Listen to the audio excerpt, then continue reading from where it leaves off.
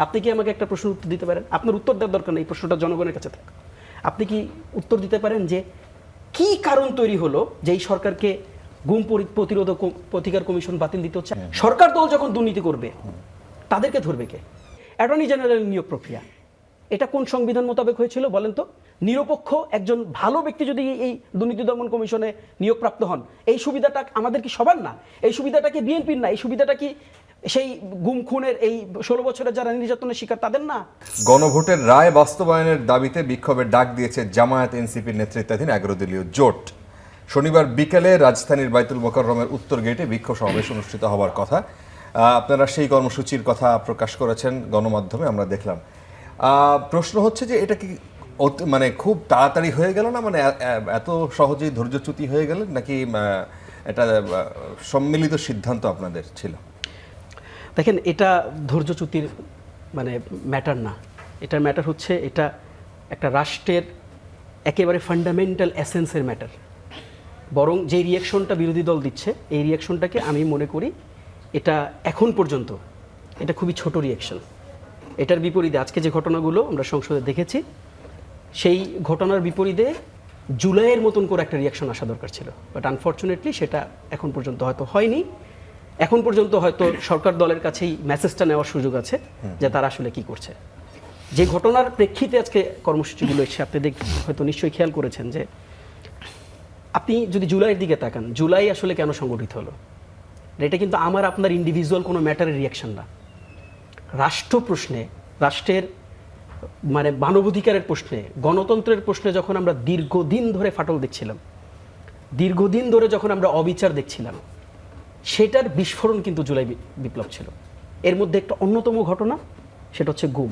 যেই গুমের ঘটনাগুলো আমাদের প্রত্যেকে কাঁদিয়েছে, আমাদের প্রত্যেকের অন্তরকে নাড়া দিয়েছে।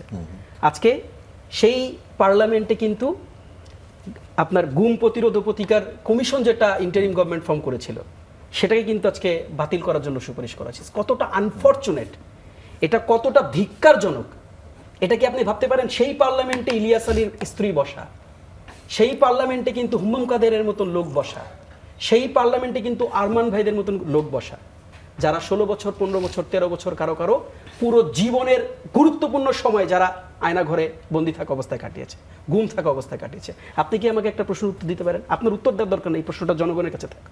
আপনি কি উত্তর দিতে পারেন যে কি কারণ তৈরি হলো যে এই সরকারকে গুম প্রতিরোধ প্রতিকার কমিশন বাতিল দিতে হচ্ছে? আপনি মানবাধিকার কমিশন বাতিল দিতে হচ্ছে কেন? বাতিল দিতে হচ্ছে আপনি কমেন্ট করেছেন মানবাধিকার কমিশন বাতিলের ক্ষেত্রে যে এটা কোনো মন্ত্রণালয়ের অধীনস্থ নয়। মানবাধিকার কমিশন স্বাধীন কমিশন, এটা যদি ইন্ডিপেন্ডেন্টলি ফাংশন করতে না পারে, সরকার দল যখন দুর্নীতি করবে তাদেরকে ধরবে কে? আপনি দুর্নীতি দমন কমিশনের যে প্রসেস দেখেন, ইন্টারিম এটা সাজেস্ট করেছে, সাজেস্ট কি একা একা করেছে? সেখানে কি এই পুরো আলোচনায় বিএনপি ছিল না? এই পুরো আলোচনায় রাষ্ট্রের সকল রাজনৈতিক দল ছিল না? সেই আলোচনায় কি এসেছে? ইন্টারিমের স্বার্থ তো আমি দেখি না, এটা তো জনগণের স্বার্থ। ফারুক, এটা আপনার স্বার্থ, এটা আমাদের সকলের স্বার্থ। আশরাফ কায়সার ভাইরা যারা কোনো পলিটিক্যাল লেগেসি নিয়ে ঘোরে না, যারা রাষ্ট্রের প্রশ্নে যারা শব্দ উচ্চারণ করে, এটা তাদের স্বার্থের প্রশ্ন। তারা গুম হতে পারতেন, তাদেরকে আগামী 2 মাস পর গুম করা হতে পারে। তো রাষ্ট্র প্রশ্নে আপনি খেয়াল করে দেখেন, রাষ্ট্র প্রশ্নে বলা হয়েছে দুর্নীতি দমন কমিশনের নিয়োগ প্রক্রিয়া কি হবে। আপনি জানেন যে এটা একটা সময় আমরা চেক অ্যান্ড ব্যালেন্স ছিল না, রাষ্ট্রপতি 2টা কাজ করতে পারতেন, প্রধানমন্ত্রী নিয়োগ এবং আরেকটা আমি জাস্ট ইমিডিয়েট ভুলে গেছি, আরেকটা কাজ তার আওতাধীন ছিল। সেই জায়গাটাতে বলা হয়েছে এটা চেক অ্যান্ড ব্যালেন্সের মধ্যে দিয়ে একটা সার্চ কমিটি গঠন হবে। ভাই, এই সার্চ কমিটি গঠন হয়ে এটা যদি একটা পরিচ্ছন্ন, একটা পরিষ্কার প্রক্রিয়ার মধ্যে দিয়ে যদি একজন নিরপেক্ষ একজন ভালো ব্যক্তি যদি এই দুর্নীতি দমন কমিশনে নিয়োগপ্রাপ্ত হন, এই সুবিধাটা আমাদের কি সবার না? এই সুবিধাটা কি বিএনপির না? এই সুবিধাটা কি সেই গুম খুনের এই 16 বছরের যারা নির্যাতনের শিকার তাদের না? এই দেখেন, এই প্রক্রিয়া আজকে আমরা 10% আওয়ামী লীগ, তারাও তো এটার অ্যাডভান্টেজ পাবে না? কে এটার অ্যাডভান্টেজ পাবে না আমাকে বলেন? যে ধরনের কমিশন আপনারা বাতিল করার জন্য আজকে সংসদকে আপনারা রীতিমতন আপনাদের সাংবিধানিক ব্যাখ্যা বিবৃতির মায়াজালে ফেলে আপনারা বাধ্য করলেন, সেটা তো আসলে আপনি বললেন কি সুপ্রিম কোর্টের যে স্বাধীন আলাদা প্রক্রিয়ার জন্য যে সচিবালয়, একটা কার্যক্রমও ইভেন চলমান হয়ে গিয়েছিল ইন্টারিমের সময়। কেন ভাই, কি সমস্যা ছিল বলেন তো? আমাদের রাষ্ট্রে যতগুলো মানে অঙ্গে খেয়াল করে দেখেন, এটা খুবই গুরুত্বপূর্ণ। আমাদের রাষ্ট্রে এই 16 বছর যতগুলো অঙ্গে প্রবলেম হয়েছিল, যতগুলো ইনস্টিটিউট রাষ্ট্রের জনগণের বিরুদ্ধে অবস্থান নিয়েছিল, সেই সমস্ত ইনস্টিটিউটকে রিফাংশনাল করার জন্য, জনগণের জন্য এটা করার মানে প্রক্রিয়ায় ফেলার জন্য যতগুলো অধ্যাদেশ সেখানে আনা হয়েছে, সেই অধ্যাদেশের বিরুদ্ধে আজকে বিএনপি অবস্থান নিয়েছে। This is very unfortunate. এবং আমি আপনাকে একটা গুরুত্বপূর্ণ কথা বলি, যেটা আমাদের we should understand, we should know. সেটা কি জানেন? সেটা হচ্ছে যে দেখেন খেয়াল করে, যেই প্রক্রিয়াগুলোর মধ্যে দিয়ে আজকে বিএনপি পার্লামেন্টে বসে সুন্দর সুন্দর বক্তব্য দিচ্ছে, যেই প্রক্রিয়ার মধ্যে দিয়ে আজকে এত সুন্দর একটা ইলেকশন, এত বড় একটা সংসদ আজকে প্রতিষ্ঠিত হচ্ছে, গরম গরম সুন্দর সুন্দর বক্তব্য দিতে পারতেছে, ইভেনচুয়ালি তারা কোনো না কোনো জায়গায় এসে সেই প্রক্রিয়াগুলোকে ডিনাই করছে। এই যে আপনি নিজেকে যেই জায়গায় নিয়ে যাচ্ছেন, নিজেকে যেই যে বলে না যে দেখেন, আপনি সবাইকে কিন্তু হাইকোর্ট দেখানো হয় এখন, তো আগে তো হাইকোর্ট দেখানো হইতো, এখন দেখানো হয় হচ্ছে কনস্টিটিউশন, যে ইয়ার কাছে যাও, কনস্টিটিউশনের কাছে যাও। দেখেন আমরা যদি ফান্ডামেন্টাল কোশ্চেন অ্যারাইজ করা শুরু করি, তাহলে কিন্তু অনেক কিছু, যেমন একটা খুবই গুরুত্বপূর্ণ ফান্ডামেন্টাল কোশ্চেন অ্যারাইজ হয়েছে, আপনি নিশ্চয়ই এটা নোটিস করেছেন। সেই কোশ্চেনটা হচ্ছে অ্যাটর্নি জেনারেলের নিয়োগ প্রক্রিয়া। এটা কোন সংবিধান মোতাবেক হয়েছিল বলেন তো?